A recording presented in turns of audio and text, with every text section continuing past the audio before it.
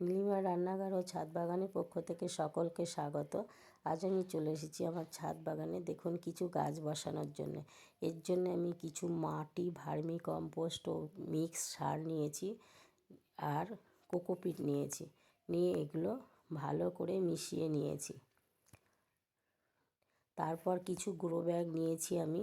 নিয়ে গ্রো ব্যাগটা যাতে হালকা হয় তার জন্য প্রথমে আমি কিছু গাছের পাতা দিয়েছি। তারপরে অল্প মাটি দিয়েছি। তারপরে আমি নার্সারি থেকে যেভাবে নিয়ে এসেছিলাম সেই গ্রো ব্যাগটা থেকে বার করে আমি আমার এই বড় গ্রো ব্যাগে আম গাছটা বসিয়ে গোড়ায় আরও কিছু মাটি দিয়ে দিয়েছি।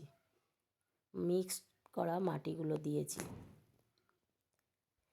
তারপরে আরও একটা গ্রো ব্যাগে আবার আমি পাতা দিয়ে আর সবজির খোসা, ডিমের খোসা শুকিয়ে রেখেছিলাম সেগুলো দিয়েছি। দিয়ে তারপরে মাটি দিয়ে একইভাবে গাছগুলো বসিয়েছি পরপর এইভাবে।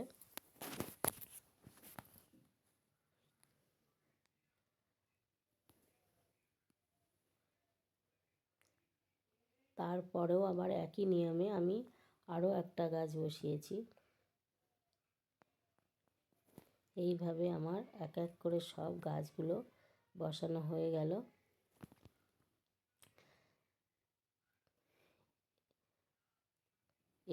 এইবার আমি এই গাছের গোড়ায় জল দিয়ে দিয়েছি।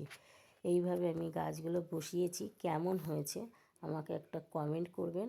ভালো লাগলে লাইক শেয়ার করবেন।